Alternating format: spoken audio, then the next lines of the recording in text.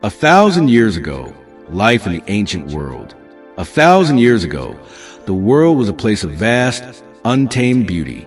Endless forests stretched beyond the horizon, their towering trees sheltering countless animals and echoing with the calls of birds.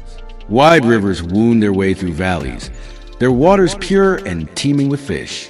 The air was clean, carrying the scent of wildflowers, wet soil, and fresh rain.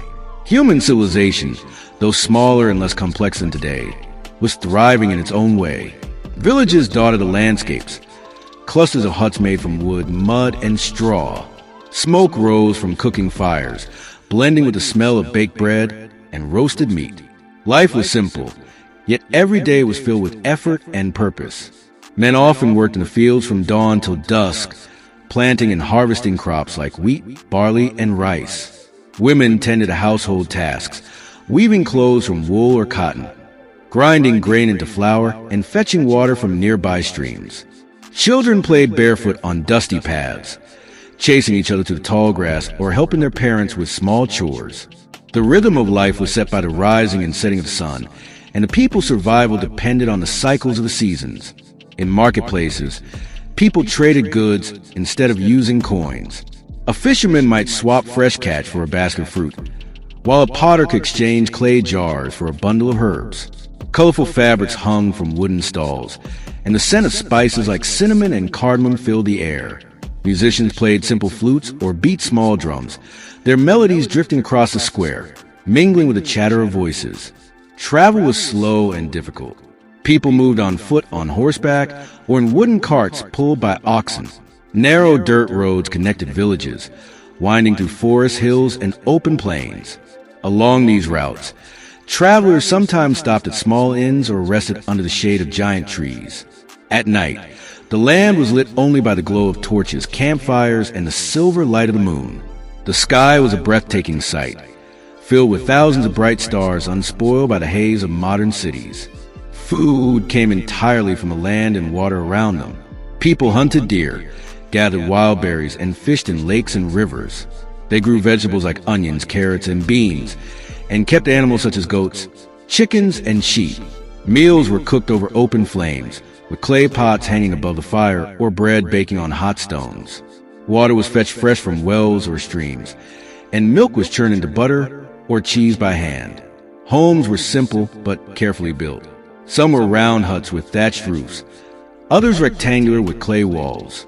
Inside, the floors were covered with woven mats, and beds were made from wooden frames topped with straw and wool blankets.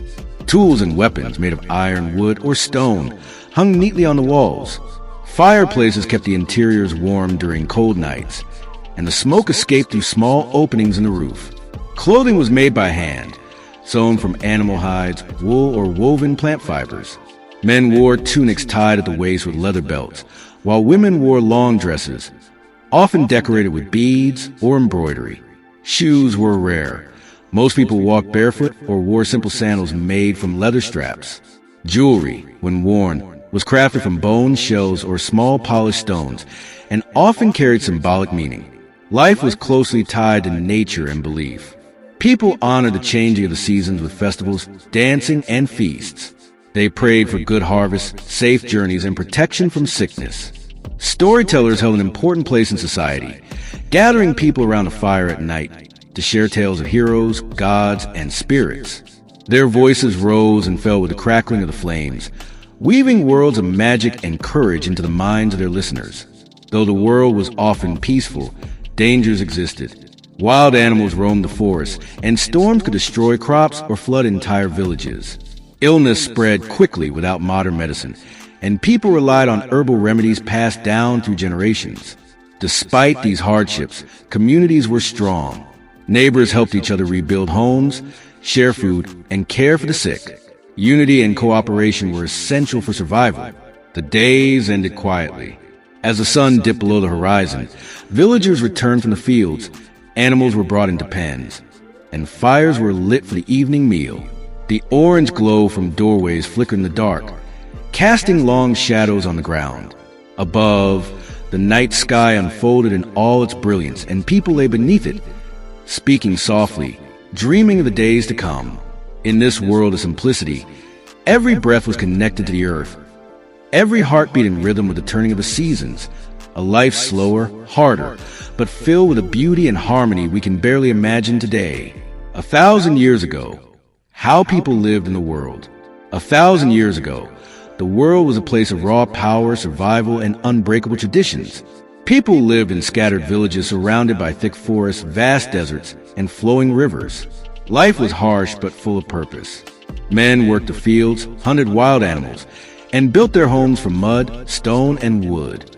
Women managed the households, prepared food, wove fabrics, and raised children to follow the customs of their ancestors. The air was filled with the smoke of wood fires, the sound of livestock, and the smell of earth after rain. Food was simple but nourishing. Roasted meat from hunting, bread baked on stones, vegetables grown in their own fields, and water drawn from deep wells. People dressed in garments made of wool, leather, and hand-woven cloth. The nights were illuminated only by the light of the moon and flickering torches, and the days passed with a rhythm of work, prayer, and storytelling around the fire. But alongside the simplicity of life, there was a darker reality, rivalries and enmities that ran deep through the veins of society. Villages often clashed over fertile land, access to water, or control of trade routes. Sometimes, the cause was even more personal. A broken marriage promise, the insult of chief, or a theft that wounded honor. These grudges could last for generations. When two rival groups prepared for conflict, messengers would carry warnings to nearby allies. Men would sharpen their swords and spears, prepare their shields, and gather in secret meetings to plan their moves. Before battle, elders would give fierce speeches, reminding the warriors of past victories and the blood debt they owed their enemies. The women, though not on the battlefield, played their part by tending to wounded, hiding the children, and preparing supplies for the fighters. These enmities were not fought only with weapons. They were battles of patience, cunning, and endurance. Raids were carried out at night, stealing livestock and burning crops. Ambushes were set along narrow mountain passes. Sometimes, a rival leader would be captured and held as leverage in long negotiations. Revenge was not just an act. It was a duty, a matter of family pride and tribal honor. To break that chain of vengeance was considered weakness, so grudges often continued for decades.